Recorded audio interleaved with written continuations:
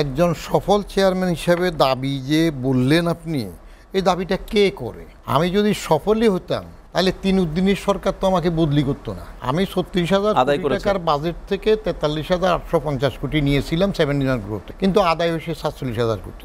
তাহলে সফলে যদি হইতাম তাহলে তো সরকার রাখে নাই, তো তিন উদ্দিনের সরকার রাখে নেই। এবং সে সফলতার পিছনে ফখরুদ্দিন সাহেব নিজে রাত্রের 11টায় আমাকে টেলিফোন করেছেন একবার, বলে যে বদিউর রহমান আমি বলি কি, আমরা বলি কি, আপনি বলেন কি? আমি বললাম স্যার রাজস্ব লাগবে না। বলে যে কতভাবে?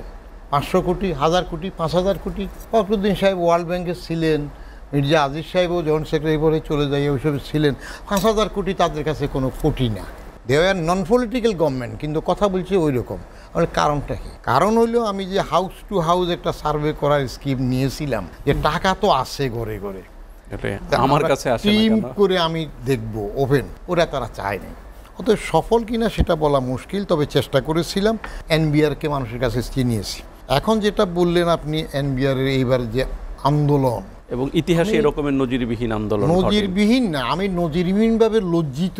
এনবিআরের সাবেক চেয়ারম্যান হিসাবে আমি অত্যন্ত লজ্জিত যে এনবিআরের কর্মকর্তা কর্মচারীরা এই সংস্কার পরিষদ নাম দিয়ে টোটাল শাটডাউন করেছে। এটা আমি কখনো পছন্দ করি না, করিও নাই। আমার এখন মনে পড়তেছে, আমি যখন অস্ট্রেলিয়াতে লেখাপড়া করছিলাম তখন আমার সুপারভাইজার ছিলেন ডক্টর অ্যালান পিসমেন্ট। এটা 1988 সালের কথা, কার্টিন ইউনিভার্সিটি অফ টেকনোলজিতে।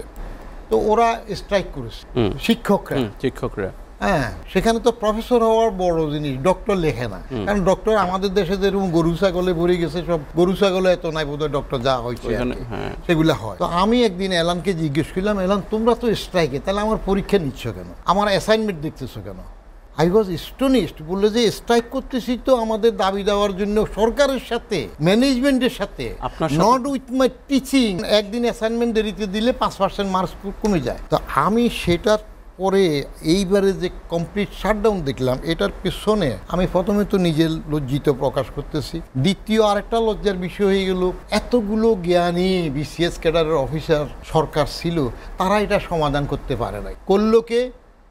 ব্যবসায়ীরা। তাহলে কি ব্যবসায়ীরা more powerful than the government? তাহলে তারা দুই পক্ষে যাই করলো, তাহলে গোটা এই সরকার কি করলো? সরকারটাকে তো এমনি আমি বলি দুর্বল সরকার। এবং আমি দুর্বল বলতে যাইয়া গত এক অনুষ্ঠানে বলছিলামও যে আমরা যখন সুপারলেটিভ ডিগ্রি শিখলাম, হ্যাঁ, পজিটিভ, কম্পারেটিভ, সুপারলেটিভ, তখন আমরা ওই যে উইকটাকে উইকে আর উইকেস্ট, তো এটাকে মজবুত করার জন্য দ্য মোস্ট উইকেস্ট, আরো মজবুত করার জন্য দ্য মোস্টেস্ট উইকেস্ট, আরো মজবুত করার জন্য সুপারলেটিভ দ্য মোস্টেস্ট উইকেস্টেস্ট। ইউনুসের গভর্নমেন্টটা হইল দ্য মোস্টেস্ট উইকেস্টেস্ট গভর্নমেন্ট। সুপারলেটিভ একটা মোস্ট, তারপরে মোস্টেস্ট, তারপরে উইকেস্ট, তারপরে উইকেস্টেস্ট। তো এই সরকার এখন যে হার্ড হইল, প্রথম কেন হইল না? সরকারি কর্মকর্তা কর্মচারীরা দিল বটির নিচের মাছ, দেশ অচল করে দেবে, ব্যবসা অচল করে দেবে, সরকার বসে আছে। সরকার তো একটা ঘোষণা দিয়েছিল আগে যে জুলাইয়ের মধ্যে আমরা অধ্যাদেশ সেটা আবার রিভিউ করব, জুলাই 22 তারিখের মধ্যে। হ্যাঁ, তাহলে দুইটা লজ্জার জিনিসগুলো এখন বললেন যেটা হচ্ছে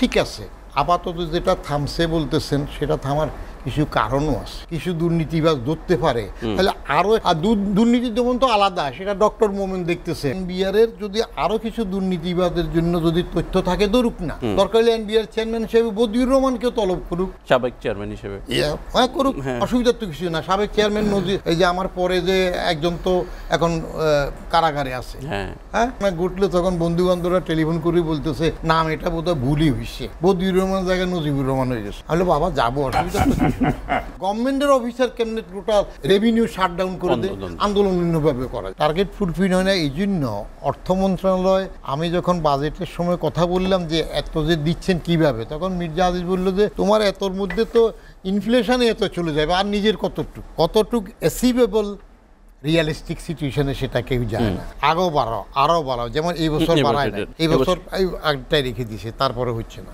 ওইটা রিয়েলিস্টিক হয়। 2 নাম্বার জিনিস আসেন টার্গেট ফুলফিল করে না। এই জন্য ট্যাক্স ডাইভের জন্য the man in the chair, NBR chairman, হ্যাঁ, দ্য পারসন ম্যাটার্স, পুরো দায় এনবিআর এর চেয়ারম্যানেরই। 1 নাম্বার সেটা আসে। দ্বিতীয়টা হইলো উনি আবার কার ক্ষমতায় চলেন? সরকার।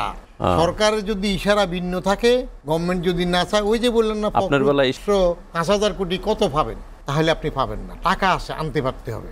এনবিআর এর চেয়ারম্যান যদি ডেইলি বেসিসে চাকরি করে যে আমি পরের দিন করবো না, আমার যে যে টার্গেট আছে ফুলফিল তারে পারবে। আরেকটা হলো কিছু ছাড় দেয় গভর্নমেন্ট, ট্যাক্স হলিডে থেকে শুরু করি, এটা ওইটা ওগারা। যেমন ছোট্ট একটা উদাহরণ দিই, সঞ্চয়পত্রে যদি টাকা বিনিয়োগ করেন তাহলে আবার একটা এটা ছাড় আছে, হ্যাঁ। কিন্তু করে কি 30শে জুনের মধ্যে বিনিয়োগ করে 1 জুলাই ওটা ভাঙায় ফেলেছে, আপনি ধরছেন না তো, অথচ ট্যাক্স রিবেট নিচ্ছে। নাথিং শুড বি ফ্রি, কোনোটা কনসেশনাল হওয়ার দরকার, ড্রাইভ দিতে হবে, টাকা আছে। সরকার যদি বলে, সরকারের চাইতে বড় মাস্তান কেউ নেই, যে যদি সরকার যদি অর্ডার চায় দেয়, তাহলে সেই সরকার যদি বলে যে যার কাছে যেটুকু পাওনা আছে আনো, তাহলে দেখবেন যে প্রচুর ট্যাক্স হবে। অসংখ্য